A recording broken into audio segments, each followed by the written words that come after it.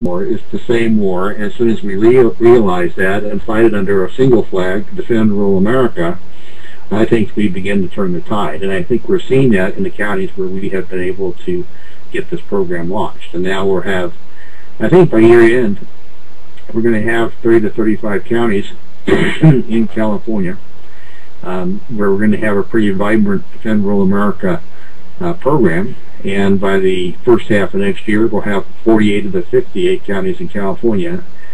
Those are the ones I think that are winnable. The other 10, like Los Angeles County or San Francisco County, is not even worth our time. But out of the 58 counties in California, 48 of them I think we can succeed in, and we're working on that. What do you do about something like Los Angeles County? I mean, this is happening. I've said that the cities, Chicago, L.A., New York, Houston, Dallas, those are your ghettos today. Those are where the police state is alive and well. And you know, that's why you get a little cold chill when you see a cop behind you in one of those cities. You don't feel like he's there to protect you, do you? Well, I think that your original question is what do you do with L.A., and I think that you use an analogy which I think is a good one. If you go back to a humble carpenter that came out 2,000 years ago to set the people free, what did he do? He went out into rural Jerusalem, or rural land of Palestinians, Palestine, Canaan, whatever you want to call it, and built his base there. He built his base there. And I believe that the same thing has to happen now. We go out into the country and we build our base where we have those values, and we show that it works. We show that the economy's turned around. We show that the prosperity begins to return, that this is a proper, worthwhile recipe. And then I think we're in a position to have more influence elsewhere. I think you're right. You know, it's you know, I've said the problem that we have is how do you fight evil without becoming evil, and basically you do it the way Jesus did. You teach, you try to, you know, part of our problem is our education system. They want you, they try to teach you to be a factory worker. They don't, except for the rural counties that have the 4-H program, they don't really teach you how to be self-sufficient. They teach you how to be a good peon, don't they? Pretty much. I mean, I think that's the purpose, to get everybody in a kind of a state of dependency. I think that's one way to explain it. I think another way to look at this state of dependency is a little bit different. You know, look at the way we manage cattle, right? You know, we genetically design these cattle. We raise them. If they are born weak, we put them down. We feed them what we want to feed them. We give them the antibiotics and hormones that we want so that they have maximum productivity. We control their movement. We keep them penned in, so to speak.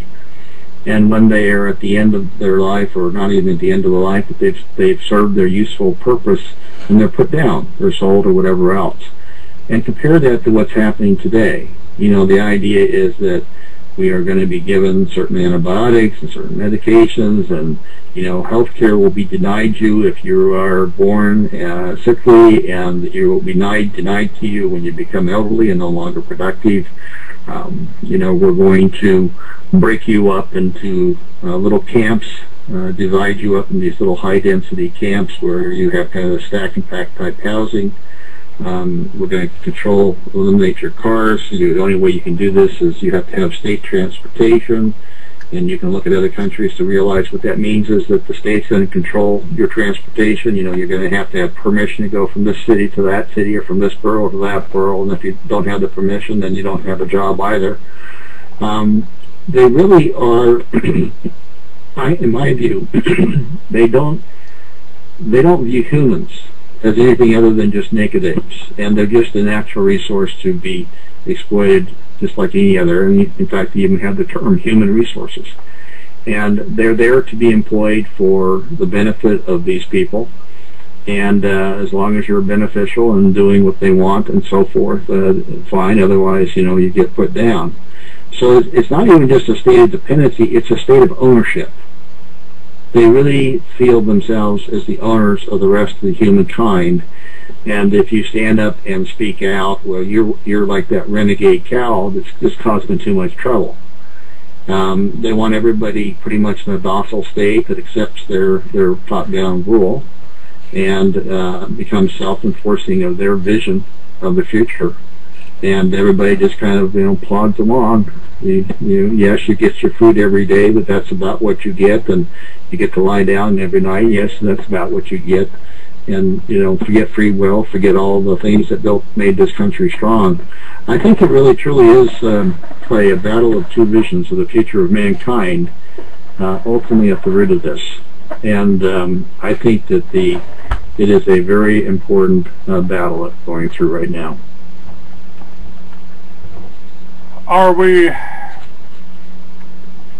making any progress, or is it going to get worse? I mean, I really think if you really went back and analyzed it, that we probably had more people killed here in America in the last 100 years, or as many in the last 100 years, as in Russia or in China. If you think about the abortion, if you think about the medication that we're on, and the increase of cancer from these foods. Now, I've had doctors on my show that had cancer, that avoided the whole radiation. Let's hell, we can give you, we can, for $100,000, we can extend your life for another year or two if you want to pay that to the medical profession. We've really we've lost more people. How many they want you to die off by the time you're 65. That way you don't drain their Medicare system that they've already ripped off.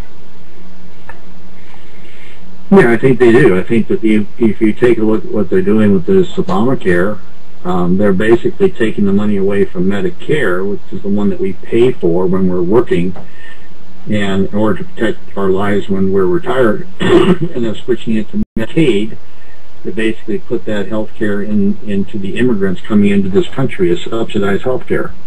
So they're letting the boomers die and bringing in the immigrants to break up the culture and the integrity of that, and to essentially use that as a mechanism to divide and conquer and take over.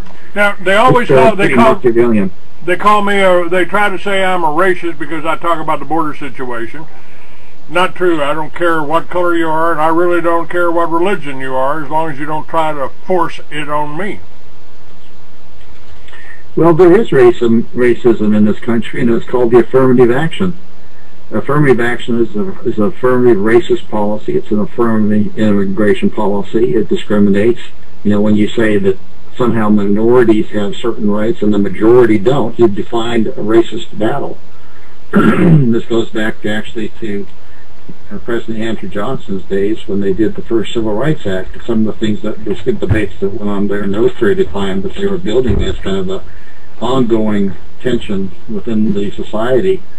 So it's not really part of Defend Rural America, so I don't want to get into it that much, but there is certainly an element to this, and it's not so much that people are responding to the immigration that's a racist issue. That's just a bogus issue. It's because it's an economic issue. Those of us who've been here for several generations, we've fought in the Spanish-American War, fought in the Civil War, fought in World War I, World War II, Korean War, Vietnam War, and so forth, and we've been building a prosperous country. And then to find out that, people come on in and they have a better deal, not just come in, but they have a better deal, and you're subsidizing all that's a little hard to swallow. Now, Germany provides a pretty good example. When Hitler came into power, Germany had been beaten down by the Versailles Treaty. They were being looted. The German people were being ripped off, and he brought them back up, and we had 3 communist countries go to war, and the Jewish community of New York declared war on the German people. before the war started, before the World War started. And Germany issued their own money, and they were targeted. Now, every country in Africa has been targeted that tried to, hang on to their gold, that tried to do something good for the people. Libya, Iraq, Afghanistan. I mean, come on, we've been going after these people that were trying to be independent, or trying to be self-sufficient. Libya was doing a great job at it. They were pumping the water. They were building their farms. They were restoring their farms. Weren't they?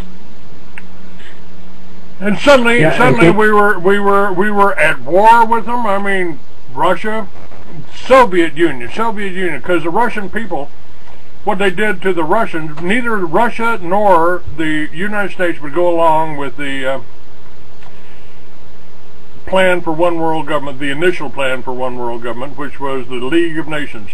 So we had two countries that refused to go along with that. They gave us the Federal Reserve here in America, and they murdered the Tsar and his family and his pets to establish communism there.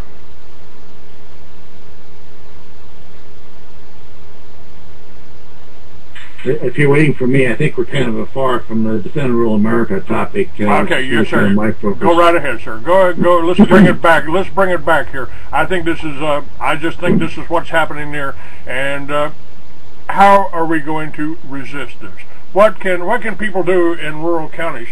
I know, the media. They want you to feel helpless. They want you to feel afraid, don't they? Yeah, I think like I said, in rural counties, it's working. If you live in a rural county and you want to join, give me a call or drop me an email at Kirk, K-I-R-K, at defendruralamerica.com. Let me know that you want to help and where you are, what county, and so forth, and we can plug you in. I think if you live in an urban part of our country, even an urban city, a city within a rural community, a county, for example, it really does concern you. Go ahead and take a look and watch the Siskiyou County story on the Defend Rural America website and watch that. I think it's an eye-opener. Just kind of browse around and you can get a feeling for some of the issues. There's a lot of visuals there, so you can browse pretty quickly and get a good sense. What is now? You're all of these are in California right now. How about the rest of the country? What about Texas? What about Idaho? I mean, are you expanding? Are you reaching people in these other states? Yeah, there's a number of states that are actually in contact with me and do want to bring the program to their state. And we have a plan, and there'll be rollouts that will continue. It's not going to be just California. Great.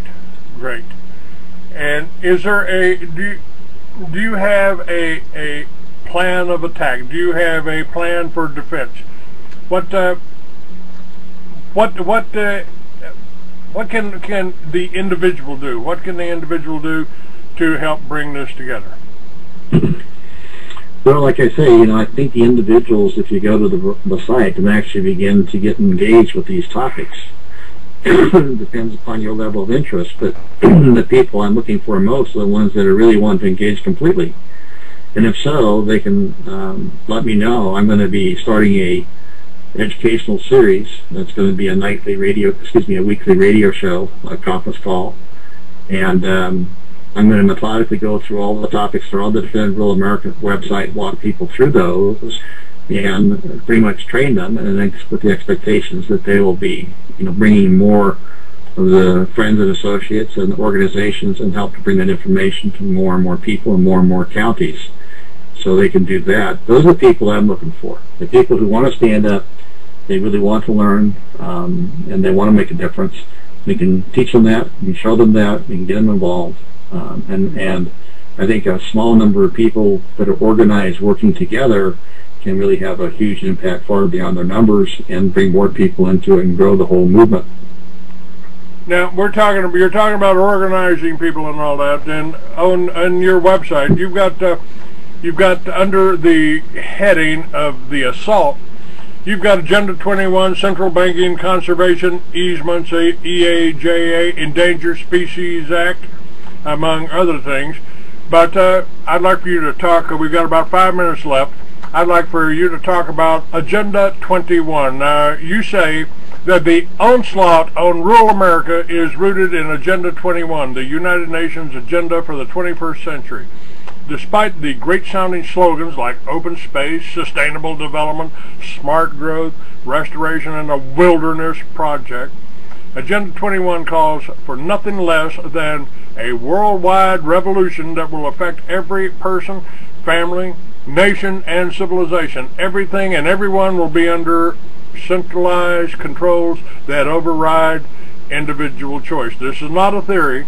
The agenda is available to everyone to view, and you could we got a link here on here being advocated in Congress back in 1992.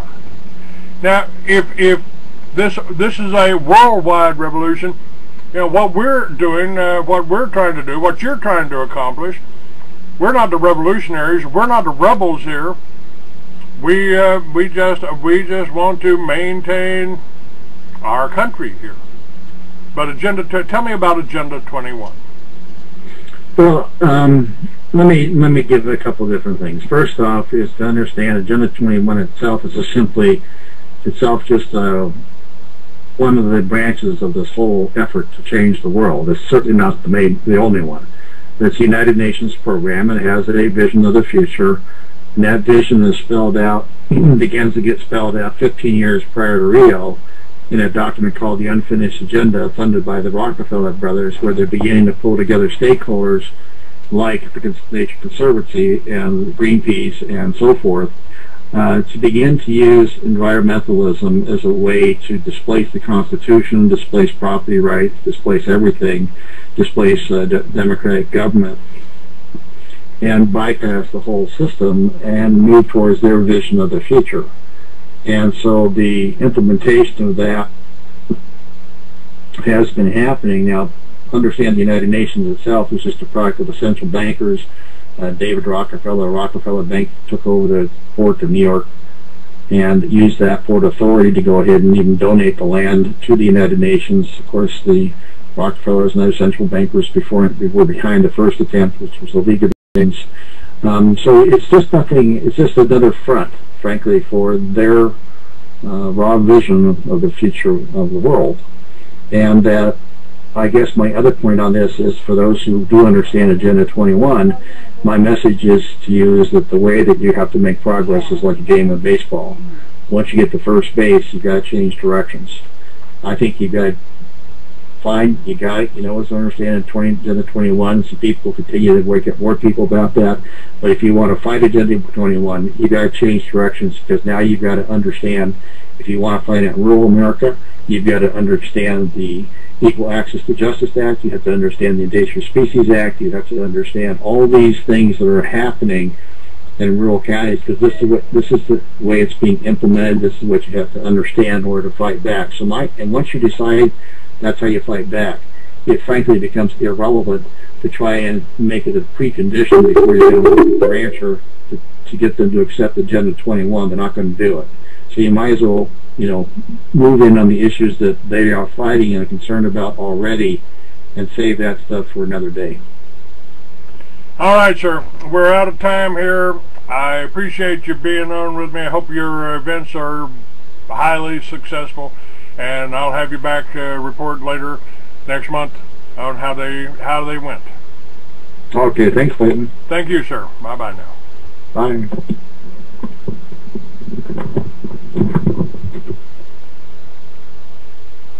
Alright, now let's see if I can get these phones back up.